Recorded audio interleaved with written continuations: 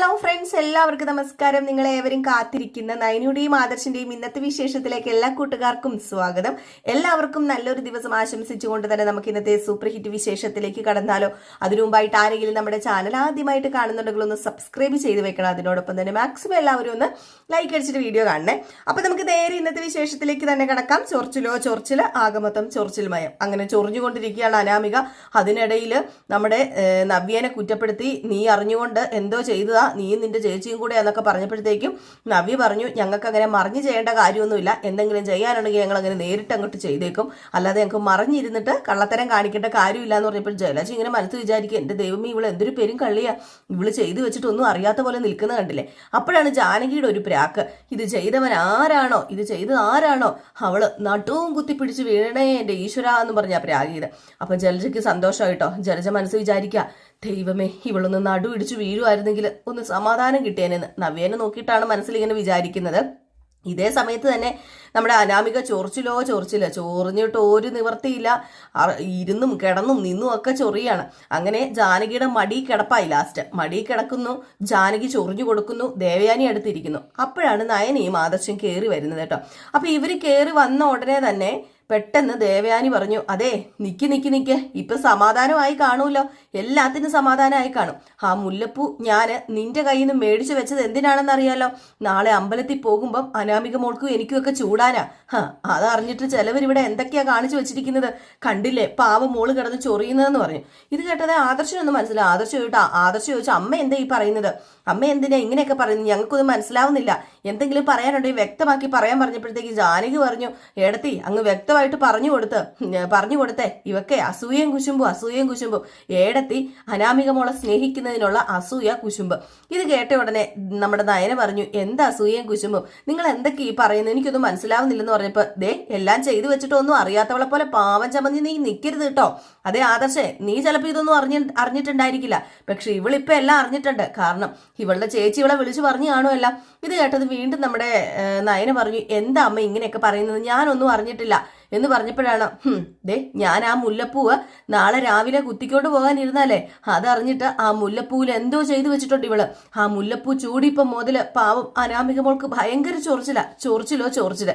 ഇത് കേട്ടതും നമ്മുടെ നയനൊന്നും ഞെട്ടിപ്പോയിട്ടോ. നയനെ അപ്പോഴല്ലേ ഈ ഒരു സംഭവം അറിയുന്നത്. അപ്പൊ അനാമിക പറഞ്ഞു, ഒന്നെങ്കിൽ നീ അല്ലെങ്കിൽ നിന്റെ ചേച്ചി, രണ്ടിലൊരാളാ ഇത് ചെയ്തിരിക്കുന്നത്. അപ്പോഴത്തേക്ക് നയന പറഞ്ഞു, ചെയ്തെങ്കിൽ കണക്കായി പോയി, അതെ ചെയ്യാത്ത കുറ്റം എന്റെ പേരിൽ ആരോപിച്ചാൽ ഇങ്ങനെ മറുപടി പറയാനേ എനിക്ക് പറ്റൂ എന്ന് പറഞ്ഞു. അപ്പം ദേവയാനി പറഞ്ഞു, മോളോടും മോളുടെ വീട്ടുകാരോടും മാന്യമായിട്ട് സംസാരിക്കണം എന്നല്ലേ നിന്നോട് പറഞ്ഞിരിക്കുന്നത്. അത് പിന്നെ അമ്മയോടും ഈ വീട്ടുകാരോടൊക്കെ ഞാൻ മാന്യമായിട്ട് തന്നെ സംസാരിക്കുന്നത്. ഇവള് പറയുന്നത് മുഴുവൻ കേട്ടോണ്ട് നിൽക്കേണ്ട കാര്യമൊന്നും എനിക്കില്ല. അതെ നിന്റെ കയ്യിലെ കഴമ്പില്ലാത്തതാ അവളുടെ അഹങ്കാരത്തിന് കാരണം എന്നിങ്ങനെ ആദർശിനോട് പറഞ്ഞു. അപ്പൊ ആദർശ് പറഞ്ഞു, ഒരിക്കലും ആണിന്റെ കൈ പെണ്ണിനെ തല്ലാനുള്ളതല്ല. അങ്ങനെ ഒരിക്കലെങ്കിലും അച്ഛൻ ചെയ്തിട്ടുണ്ടോ, ഇളയച്ചൻ ചെയ്തിട്ടുണ്ടോ, അതൊന്നും ഞാൻ ഇതുവരെ കണ്ടിട്ടില്ല, അതുകൊണ്ട് ഞാൻ അതൊന്നും പഠിച്ചിട്ടില്ല. അപ്പൊ ജാനകി പറഞ്ഞു, അതിന് ഏടത്തിക്കിപ്പം ഒരു തല്ലും തരുന്നില്ലല്ലോ. ദേ ഇതൊന്നും കൂടുതൽ പറഞ്ഞ് ന്യായീകരിക്കണ്ട. ഭർത്താവ് തല്ലിയില്ലെങ്കിൽ എന്താ, മകൻ ഒരുപാട് തല്ല് തരുന്നുണ്ടല്ലോ. തല്ല് തരുന്നില്ലെങ്കിലും ആ സൈസ് വർത്താനമാണല്ലോ ഏടത്തിയോട് പറയുന്നതെന്ന് പറഞ്ഞു ജാനകി. ഇത് കേട്ടത് നമ്മുടെ ദേവയാനിക്ക് കൂടുതൽ ദേഷ്യം വരികയാണ് കേട്ടോ. ലാസ്റ്റ് നമ്മുടെ ആദർശ് അങ്ങ് പോയി, നയനെ അങ്ങ് പോയി. എന്നിട്ട് നയന പറഞ്ഞു, ഇതെന്താ ഇങ്ങനെ, നമ്മൾ ചെയ്യാത്ത കുറ്റത്തിലാണല്ലോ ഇങ്ങനെ പഴി കേട്ടോണ്ടിരിക്കുന്നത് ആദർശേട്ടാ. ഞങ്ങള് മാല എടുത്തിട്ടില്ല, അവിടെ ഞങ്ങൾ നിരപരാധിയാ. അതിനു മുമ്പ് അനാമികയുടെ താലിമാല പൂജിക്കാൻ വെച്ചപ്പം അതും കാണാതെ പോയി. അതിലെ പ്രതി എന്താണെന്ന് എനിക്കറിയാം, അത് ആരാണെന്നും അറിയാം, അത് ഞാൻ കണ്ടുപിടിച്ചു. അതിലെ പ്രതി ആരാണെന്നോ നീ കണ്ടുപിടിച്ചെന്നോ, അതാരാ, അതിനെ പറ്റി നീ ഒന്നും പറഞ്ഞില്ലല്ലോ. അപ്പൊ നീ പലതും എന്നോട് പറയാതെ മനസ്സിൽ ഒളിപ്പിക്കുന്നുണ്ടല്ലേ നയനെ. അത് പിന്നെ ആദർശേട്ടനോട് ഇനി ഞാൻ സത്യം പറയാം. ഇപ്പം എന്റെ നവ്യച്ചിയുടെ മുമ്പിൽ അപ്പച്ചി പലപ്പോഴും ചൂട് നിൽക്കാറുണ്ട്. അതിന് കാരണം അന്ന് ആ മാല എടുത്തോണ്ട് പോയി എന്റെ അമ്മയുടെ ബാഗിൽ വെച്ചത് അപ്പച്ചിയാ. അപ്പച്ചിയോ? അതെ ആദർശേട്ടാ, അതിന്റെ വീഡിയോ എന്റെയും നവ്യേച്ചിയുടെ ഫോണിൽ ഇപ്പോഴും ഉണ്ട്. അത് മറ്റുള്ളവരെ കാണിക്കൂ എന്നൊക്കെ പറഞ്ഞ് ഇടയ്ക്ക് ഞങ്ങൾ അപ്പച്ചീനെ ഭീഷണിപ്പെടുത്താറുണ്ട്. അതുകൊണ്ടാണ് ഇപ്പം അപ്പച്ചിയുടെ ആ ഒരു സ്വരത്തിന് ഇടയ്ക്കൊരു തളർച്ച ഉണ്ടായത്. ഈ അപ്പച്ചി അഭിയും തന്നെയാ പണ്ട് പോലെ ഈ വീട്ടിൽ പ്രശ്നം ഉണ്ടാക്കിക്കൊണ്ടിരിക്കുന്നത്. ഏതായാലും ആ ഒരു സംഭവം കണ്ടുപിടിച്ചത് കൊണ്ട് കുറച്ചൊക്കെ ആശ്വാസം കിട്ടിയല്ലോ ആദർശേട്ടാ.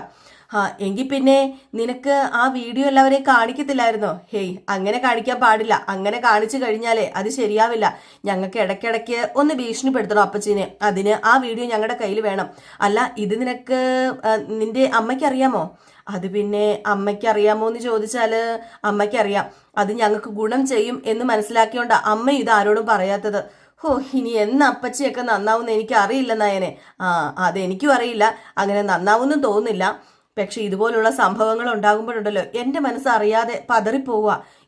എന്താ പറയേ, എനിക്കറിയില്ല അതിനെന്താ പറയണ്ടേന്ന്. അപ്പോഴത്തേക്കാണ് പെട്ടെന്നൊരു കോള് വന്നത്. കോള് വന്ന ഉടനെ നോക്കിയപ്പോഴത്തേക്ക് നവ്യ വിളിക്കുന്നത്. നവ്യ മണ്ടലത്തെ നിലയിൽ നിന്ന് വിളിക്കുന്നതാണ് കേട്ടോ. അപ്പൊ നയന പറഞ്ഞു, നവ്യേച്ചിയാണല്ലോ, ഞാൻ ഇപ്പൊ വരാം ആദർശേട്ടാ, ഒന്ന് പോയി ചോദിക്കട്ടെ, എന്തോ എന്നോട് പറയാനുണ്ടെന്ന് തോന്നുന്നു പറഞ്ഞ് നേരെ മുകളിലേക്ക് കയറി പോവുകയാണ്. അങ്ങനെ നമ്മുടെ നവ്യ വലിയ സന്തോഷത്തോടു കൂടി ഇരിക്കുകയാണ്. അപ്പോഴത്തേക്കും നയനെ അങ്ങോട്ടേക്ക് കയറി ചെന്നിട്ട് എന്തിനാ ചേച്ചി എന്നെ വിളിച്ചത്?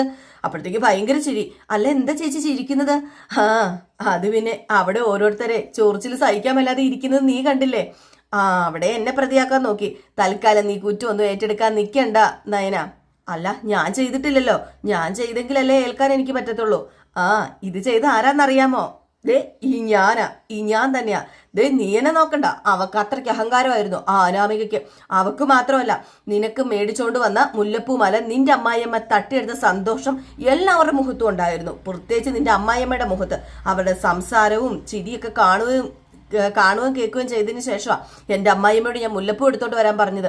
നമ്മളിപ്പോൾ എന്ത് പറഞ്ഞാലും അവർക്ക് കേട്ടല്ലേ പറ്റൂ. അല്ല, എന്നിട്ട് ചേച്ചി അതിനകത്ത് എന്താ ചെയ്തത്? ഞാൻ അതിനകത്ത് കുറച്ച് ചൊറിയുന്ന പൊടി അങ്ങോട്ട് ഇട്ടു, കുറച്ച് കൂടുതൽ അങ്ങോട്ട് വിതറി. അറിയാതെ ഉണ്ടല്ലോ എൻ്റെ കയ്യിൽ ശകലം പറ്റിയപ്പോൾ എന്ത് ചോർച്ചിലായിരുന്നെന്നോ. പിന്നെ അത് കൈയും കൊണ്ടെടുത്ത് തലയിൽ വെച്ചവരുടെ കാര്യം പറയേണ്ട കാര്യമുണ്ടോ? അല്ല, അത്രയ്ക്ക് വേണമായിരുന്നോ? അതിനപ്പുറം വേണമായിരുന്നു എന്നാ എനിക്ക് തോന്നിയത്. അല്ല, നിനക്ക് ആദർശേട്ട സ്നേഹത്തോടു കൂടി മേടിച്ചോണ്ട് വരുന്ന മാല അതെന്തിനാ നിന്റെ അമ്മായിയമ്മ കൈവശപ്പെടുത്തിയത്? അതിന്റെ കാര്യമുണ്ടോ? എടുത്തത് പോട്ടെ, അതും പറഞ്ഞ് അവളുമാരൊക്കെ ചിരിച്ച് സന്തോഷിച്ച് ആർമാദിച്ചത് എന്തിനാ? അങ്ങനെ സന്തോഷിക്കാൻ പോകണ്ട എന്റെ നയനെ. ഇനി അടിക്ക് തിരിച്ചടി. ആ രീതിക്ക് വേണം നമ്മൾ മുന്നോട്ടേക്ക് പോകാൻ. അത് എനിക്ക് തോന്നിയിട്ടുണ്ട്. എങ്കിൽ പിന്നെ എന്റെ പ്രവൃത്തി നീ ചോദ്യം ചെയ്യേണ്ട നയനെ. ഇത് നല്ലതിന് തന്നെയാ. നമ്മൾ ഈ വീട്ടിലെ പുറമ്പോക്കുകളാ ആണല്ലോ. നിന്നെ സ്നേഹിക്കാൻ ഇവിടെ നിന്റെ ഭർത്താവെങ്കിലും ഉണ്ട്, പക്ഷെ എനിക്ക് അതുപോലും ഇല്ല. അതുകൊണ്ട് എല്ലാം നഷ്ടപ്പെട്ട അവസ്ഥയിലാണ് ഞാൻ മുന്നോട്ടേക്ക് പോകുന്നത്. എപ്പോൾ വേണമെങ്കിലും നമുക്ക് ഇവിടുന്ന് പുറത്തു പോകാൻ സാധിക്കും. നമ്മൾ ഇവിടുന്ന് പുറത്താക്കും. അതുകൊണ്ട് തന്നെ ഒരു കോംപ്രമൈസിന്റെ ആവശ്യമില്ല. വണങ്ങേണ്ടവരെ വണങ്ങണം, അല്ലാത്തവർക്ക് ഉചിതമായ മറുപടി തന്നെ കൊടുക്കണം. അത് നാളത്തേക്ക് മാറ്റിവെക്കേണ്ട കാര്യമൊന്നുമില്ല. ഏതായാലും ഞങ്ങൾ തിരിച്ചു വന്നപ്പോ എല്ലാവരും മുഖം വീർപ്പിച്ചാ ഇരുന്നത്. കുറെ നേരമായി നയന ഇവിടെയുള്ളവരുടെ പ്രകടനം കണ്ടോണ്ടിരിക്കുകയായിരുന്നു ഞാന്. അല്ല, ആ മാല അബിയുടെ അമ്മയാണ് ചേച്ചിക്ക് തന്നെന്ന് എനിക്ക് മനസ്സിലായി. പക്ഷെ അതെങ്ങനെ അനാമികയുടെ തലയിൽ വന്നു? അതാണ് എനിക്ക് പിടികിട്ടാത്തത്. ഞാൻ അതിനകത്ത് പൊടി വെച്ചിട്ടെ അവളുടെ റൂമിനകത്ത് കൊണ്ടുവച്ചു, ആരും അറിയാതെ. അത് ആരും കണ്ടിട്ടില്ല. മുല്ലപ്പൂ കണ്ടപ്പോ അവൾക്ക് സന്തോഷമായി കാണും. ഏതൊരു പെണ്ണും മുല്ലപ്പൂ കാണുമ്പോഴത്തേക്കും തലയിലെടുത്ത് ചൂടില്ലേ? പിന്നെ അതും മണത്തും കാണും, തലയിലും വെച്ച് കാണും. മൂക്കൊക്കെ ചൊറിഞ്ഞ് ചുമന്നിരിക്കുക. നിന്നെ മണ്ടിയാക്കിയിട്ട് അവരെ ഒരുപാട് ചിരിച്ചില്ലേ? ഇനി നമുക്കും ചിരിക്കാൻ നയന. അല്ല, ഇതിന്റെ പിന്നിലെ ചേച്ചിയാണെന്ന് ചേച്ചിയുടെ അമ്മായിയമ്മയ്ക്ക് അറിയായിരിക്കൂലേ? അറിയാം. പക്ഷെ കമ എന്നൊരു അക്ഷരം മിണ്ടില്ല. മിണ്ടിക്കഴിഞ്ഞാലേ അതിനേക്കാൾ കൂടുതൽ മിണ്ടാൻ നമുക്കറിയാലോ. ആ മോഷ്ടിക്കുന്ന വീഡിയോ ഒരു തുറുപ്പ് ചീട്ടല്ലേ നമുക്ക്? അത് വെച്ചിട്ട് ഇനിയുള്ള കാലം മുഴുവൻ ഞാൻ എൻ്റെ അമ്മായിയമ്മനെ ബ്ലാക്ക് മെയിൽ ചെയ്യും. അതുകൊണ്ടാ ഇപ്പം ഇവിടെ ഒരു സ്വർണ്ണമാല മോഷണം പോയപ്പോ പോലും ഇവിടെ അങ്ങനെ ഒരു കള്ളി ഉണ്ടെന്ന് ആരോടും പറയരുതെന്ന് പറയുന്നത് പോലും. അങ്ങനെ നമ്മൾ പറഞ്ഞിരുന്നെങ്കിൽ അതോടുകൂടി നമ്മുടെ കളി ഇവിടെ അവസാനിച്ചേനെ. ഏതായാലും അവളുടെ കയ്യും മുഖമൊക്കെ നന്നായിട്ട് തടിച്ചു വീർത്തിട്ടുണ്ട്. എത്ര ആഹാരം കഴിച്ചിട്ടും തടിക്കാത്ത ശരീരമല്ലേ? ഇങ്ങനെയെങ്കിലും ഒന്ന് തടിക്കട്ടെ നയനെ, തടിച്ച് നമുക്കൊന്ന് കാണാമല്ലോ എന്ന് പറഞ്ഞ് ഇവർ രണ്ടുപേരും കൂടെ ഭയങ്കര ചിരി കേട്ടോ. നമ്മുടെ നയനയ്ക്കും സന്തോഷമായി, നവ്യയ്ക്കും സന്തോഷമായി. പിന്നെ കാണിക്കുന്ന സീൻ എന്ന് പറഞ്ഞാല് അമ്പലമാണ് കേട്ടോ. അപ്പൊ നേരെ വെളുത്തു അമ്പലത്തില് നയനയും ആദർശും നിന്ന് പ്രാർത്ഥിക്കുന്നതാണ്. അങ്ങനെ നമ്മുടെ ആദർശ് പറയാം, അമ്പലത്തിലെ പൂജാരിമാർക്ക് ശക്തിയില്ലെങ്കിൽ അവരെ പൂജിക്കുന്ന ദൈവങ്ങളുടെ ശക്തി കുറയുന്ന പറയുന്നത്.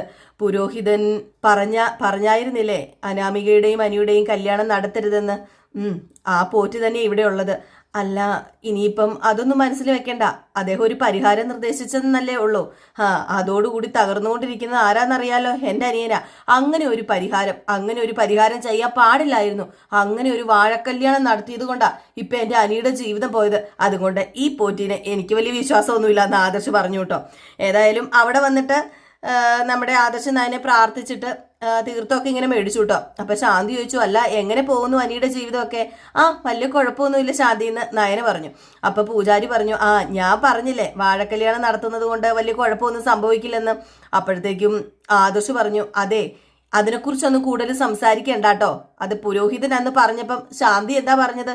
ശാന്തി പറഞ്ഞത് ഇതൊരു പരിഹാരമാണെന്ന്. പക്ഷെ ഇതൊരു പരിഹാരമല്ലെന്ന് നന്നായിട്ട് ഞങ്ങൾക്ക് അറിയാം. ഇപ്പം പുരോഹിതൻ ഞങ്ങളോട് എല്ലാം പറഞ്ഞു. അപ്പോഴത്തേക്കും ശാന്തി പറഞ്ഞു, അത് പിന്നെ പുരോഹിതൻ എന്നോട് പറഞ്ഞായിരുന്നു, അന്ന് എനിക്കൊരു അബദ്ധം പറ്റിപ്പോയതാന്ന് പറഞ്ഞു.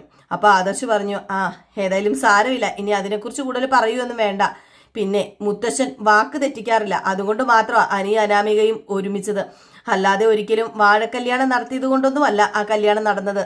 മുത്തശ്ശന്റെ ഒരേ ഒരു വാശിയാ അത് പിന്നെ വേറൊരു പരിഹാരവും ഇല്ലല്ലോ. ഇനിയിപ്പോ കുട്ടികളോട് നന്നായിട്ട് പ്രാർത്ഥിക്കാൻ പറ. പ്രാർത്ഥനയും കൊണ്ട് അതിജീവിക്കാത്ത വേറൊരു പ്രശ്നവും ഇല്ലല്ലോ. അല്ല, കല്യാണം കഴിഞ്ഞതിന് ശേഷം അവരെ കണ്ടില്ലല്ലോ. അത് തന്നെയാ ശാന്തി, അവർക്കിടയിലുള്ള പൊരുത്തക്കേട്. ആ കുട്ടിക്ക് വലിയ ദൈവവിശ്വാസം ഒന്നുമില്ല. ഭാര്യയ്ക്ക് ദൈവവിശ്വാസം ഇല്ലെങ്കിൽ ഭർത്താവ് അതിനും കൂടെ പ്രാർത്ഥിക്കണം. അത് പിന്നെ എത്രയൊക്കെ പ്രാർത്ഥിച്ചാലും ചില വിധികളകന്ന് പോകുമല്ലോ. അതുപോലെ ഇപ്പൊ സംഭവിച്ചുകൊണ്ടിരിക്കുന്നതെന്ന് പറഞ്ഞു. ഏതായാലും നമ്മുടെ ആദർശിന് ഭയങ്കര ദേഷ്യമുണ്ട് കേട്ടോ ആ ശാന്തിയോട്. ആ ശാന്തി കാരണമാണ് അന്ന് വാഴക്കല്യാണവും നടന്ന പരിഹാരമൊക്കെ മാർഗമൊക്കെ കണ്ടെത്തിയിട്ട് വിവാഹം നടത്തിയത് അനാമികയുടെയും അനിയുടെയും. ഏതായാലും ഈ സമയം നമ്മുടെ ആദർശ് പറയുക, അതൊക്കെ പോട്ടെ, അതെ, നമുക്ക് സീരിയസ് ആയിട്ട് ഒന്നും കൂടി വിവാഹം കഴിക്കണം. നമുക്ക് എല്ലാവരുടെയും മുമ്പിൽ വെച്ച് ഒന്നുകൂടെ വിവാഹം കഴിച്ച് പിന്നെ എല്ലാവരും പറയാറുണ്ടല്ലോ, പ്രത്യേകിച്ച് മുത്തശ്ശനും മുത്തശ്ശിയും, ആ കാര്യമൊക്കെ നമുക്ക് സാധിച്ചു കൊടുക്കണം എന്ന് പറഞ്ഞു. എന്നിട്ട് തേങ്ങയൊക്കെ ഉടയ്ക്കാണ് കേട്ടോ ആദർശ നയനും കൂടെ ചേർന്ന്. എന്നിട്ട് അവിടെ ഒരു മരത്തിൽ ഇങ്ങനെ കുറെ തൊട്ടിൽ കെട്ടി ഇങ്ങനെ വെച്ചിട്ടുണ്ട്. അപ്പം നമ്മുടെ നയനയും ആദർശം കൂടെ എന്താ ചെയ്യുന്നത്, ഒരു തൊട്ടിലെടുത്ത് ഇങ്ങനെ കെട്ടുകയാണ്. കുട്ടികൾ ഉണ്ടാകാൻ വേണ്ടിയും എന്താ പറയാ, നല്ല കുട്ടികൾ ഉണ്ടാകാൻ വേണ്ടിയും ഐശ്വര്യം ഉണ്ടാകാൻ വേണ്ടിയൊക്കെയാണ് അങ്ങനെ ചെയ്യുന്നത്. അപ്പൊ അങ്ങനെ ഒരു തൊട്ടിലെടുത്ത് രണ്ടുപേരും കൂടെ ഒരുമിച്ച് കെട്ടുന്ന സീനാണ് കാണിക്കുന്നത്. ശേഷം താലി പിടിച്ചിട്ട് താലിയിൽ ഇങ്ങനെ സിന്ദൂരം തൊട്ട് കൊടുക്കുകയാണ് കേട്ടോ. എന്തോ നമ്മുടെ നയനയ്ക്ക് വല്ലാത്ത സന്തോഷമോ, ഇങ്ങനെയൊന്നും ഇതുവരെ അനുഭവിച്ചിട്ടില്ലല്ലോ. നമ്മുടെ ആദർശിന്റെ യഥാർത്ഥ സ്നേഹം കണ്ട് സന്തോഷിക്കണം. അങ്ങനെ ആദർശ് പറഞ്ഞു, അതെ, മുത്തച്ഛന് പരമാവധി സന്തോഷം കൊടുക്കണം എന്നാണ് ഡോക്ടർ പറഞ്ഞേക്കുന്നത്. മുത്തച്ഛന്റെ ഏറ്റവും വലിയ സന്തോഷം നമ്മുടെ ഒരു കുഞ്ഞ്. അതിലുപരി വീട്ടിലുള്ളവര് കുറച്ചുകൂടെ സീരിയസ് ആകണം എന്നുണ്ടെങ്കിൽ നമുക്കിടയിൽ ഒരു കുഞ്ഞു വന്നേ പറ്റൂ. നമുക്കും ലാളിക്കാൻ ഒരാൾ വേണ്ടേ, നമുക്കും ഒരു തലമുറ വേണ്ടേ. നമുക്ക് പോകാം, മനസ്സറിഞ്ഞ് പ്രാർത്ഥിച്ചാല് ദൈവം നല്ലൊരു കുഞ്ഞിനെ നമുക്ക് തരും എന്നൊക്കെ പറഞ്ഞിട്ട് ഇവര് പോകുകയാണ്. അപ്പൊ ഇതിന്റെ കൂടെ ഇങ്ങനെ തൊട്ടിലാടുന്ന ഇങ്ങനെ കാണിക്കുന്നുണ്ട്. നല്ലൊരു രസമാണ് കേട്ടോ ആ ഒരു സീന് കാണാന്. ഇവരിങ്ങനെ പറയുന്നു, തൊട്ടിൽ കിടന്ന് ഇങ്ങനെ മരത്തിൽ കിടന്ന് ഇങ്ങനെ ആടുന്നത് കാണിക്കുന്നു. പിന്നെ കാണിക്കുന്ന സീൻ എന്ന് പറഞ്ഞാല് ആദർശ് നയനയും ഇങ്ങനെ വണ്ടിയിൽ പൊക്കോണ്ടിരിക്കുക. അങ്ങനെ ആദർശ് ചോദിക്കുക, നീ പഠിക്കുന്ന കാലത്ത് എവിടെയൊക്കെ ടൂറിന് പോയിട്ടുണ്ട്? അത് പിന്നെ ഞാൻ എവിടെയും പോയിട്ടില്ല, ചേച്ചി പോയിട്ടുണ്ട്, പിന്നെ നന്ദു അടുത്തുള്ള സ്ഥലങ്ങളിലൊക്കെ പോയിട്ടുണ്ട്, പിന്നെ ഞാന് വീട്ടിലെ പ്രാരാബ്ദങ്ങൾ കാരണം അച്ഛനെ അങ്ങനെ ബുദ്ധിമുട്ടിച്ചിട്ടില്ല. ഓഹോ, അപ്പം താൻ ടൂറിനൊന്നും പോയിട്ടില്ലല്ലേ? അല്ല, ഇപ്പം ആദർശേണ്ട എന്താ അങ്ങനെ ചോദിക്കാൻ കാരണം? അത് പിന്നെ നമ്മൾ പുതിയൊരു ജീവിതം തുടങ്ങാൻ പോവല്ലേ, അപ്പം അതിന് മുന്നോടിയായിട്ട് നമുക്കൊരു ചെറിയ യാത്ര പോയാലോ? യാത്രയോ? അതെ, യാത്ര എന്നല്ല, ഇതിന് ഹണിമൂൺ ട്രിപ്പ് എന്ന് പറയുന്ന നല്ലതെന്ന് പറഞ്ഞു. അപ്പോഴത്തേക്ക് നമ്മുടെ നയനയ്ക്ക് ചെറിയൊരു നാണമൊക്കെ വന്നു. എന്നിട്ട് നയന പറഞ്ഞു, അല്ല, നമ്മൾ എവിടേക്കാ പോകുന്നത്? അല്ല, പ്രത്യേകിച്ച് ഒരു സ്ഥലമൊന്നും ഞാൻ ഫിക്സ് ചെയ്തിട്ടില്ല. ടൂറിസ്റ്റ് പ്ലേസുകൾ ഒരുപാട് നമ്മുടെ കേരളത്തിലുണ്ടല്ലോ, അപ്പൊ പിന്നെ പറയേണ്ട കാര്യമില്ലല്ലോ. പിന്നെ മിക്കടുത്ത് നമ്മുടെ ഗസ്റ്റ് ഹൗസുകളും ഉണ്ട്. അപ്പൊ പിന്നെ നമ്മൾ അവസരം മുതലാക്കുമല്ലേ ചെയ്യേണ്ടത്. നമ്മൾ മാറി നിൽക്കേണ്ട കാര്യമില്ലല്ലോ. അച്ഛനും മുത്തച്ഛനും ഒക്കെ എന്നോട് ഈ കാര്യം ഒരുപാട് തവണ പറഞ്ഞതാ. അന്നൊക്കെ നമ്മൾ ഒരുമിച്ച് യാത്ര ചെയ്താലും എപ്പോഴും വഴക്കുണ്ടാകുന്ന ഉറപ്പുള്ളത് കൊണ്ടാണ് പോകാതിരുന്നത്. ഇപ്പം അങ്ങനെയല്ലല്ലോ. ഇപ്പം നീ എന്തെങ്കിലും വഴക്കുണ്ടാക്കിയാലും നിന്റെ അടുത്ത് ഞാൻ ഒരു തരത്തിലും വേറൊരു രീതിയിലും സംസാരിക്കില്ല. ഞാനത് മനസ്സിനോട് പറഞ്ഞിട്ടുണ്ട്. അല്ല, ഇനിയിപ്പോൾ ഹണിമൂൺ ട്രിപ്പിന്റെ പേരിൽ വീട്ടിൽ വഴക്കുണ്ടാവില്ലേ? അങ്ങനെ വഴക്കൊന്നും ഉണ്ടാവില്ല. ഞാൻ നീ ഒരുപാട് ജോലികൾ ചെയ്യുന്നുണ്ട്. എന്നെക്കാൾ കൂടുതൽ ജോലി ചെയ്യുന്നത് നീയല്ലേ. അനന്തപുരി പോലെ വലിയൊരു തറവാട് നോക്കി നടത്താന്നൊക്കെ പറഞ്ഞാലേ അത് ഒരാളെ കൊണ്ട് പറ്റുന്ന പണിയൊന്നുമല്ല. പക്ഷെ അത് നീ ഒറ്റയ്ക്ക് ഏറ്റെടുത്ത് എല്ലാം ചെയ്യുന്നുണ്ട്. പിന്നെ ഇപ്പം ജോലിക്കാരിയും വല്ലപ്പോഴല്ലേ വരുന്നത്. അതുകൊണ്ട് നിനക്ക് ജോലി ഭാരം കൂടിയേക്കുക, അതിൽ നിന്നൊക്കെ ഒരു റിലാക്സ് വേണ്ടേ?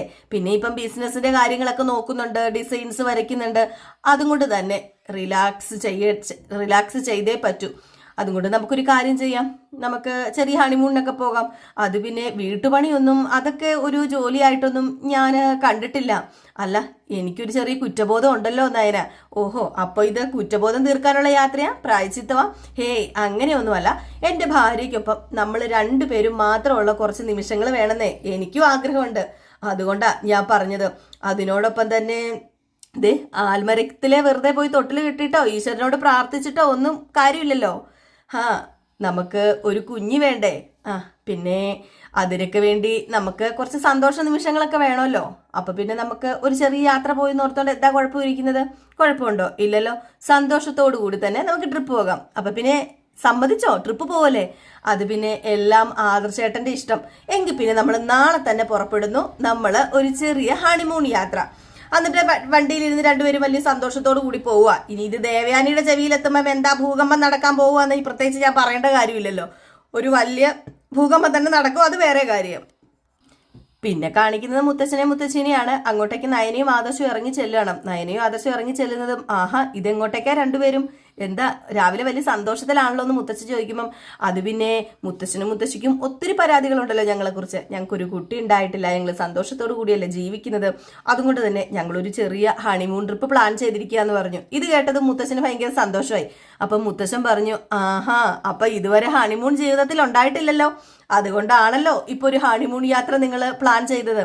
അപ്പോഴത്തേക്ക് മുത്തശ്ശി പറഞ്ഞു, എന്തിനാ മോനെ വടി കൊടുത്ത് അടി മേടിച്ചത്? നീ ഇപ്പൊ ഇത് പറഞ്ഞത് കൊണ്ടല്ലേ എന്നിങ്ങനെ പറഞ്ഞപ്പം നമ്മുടെ മുത്തശ്ശൻ പറഞ്ഞു, എനിക്കറിയാലോ വിവാഹശേഷം സംഭവിച്ചത് എന്താണെന്നൊക്കെ.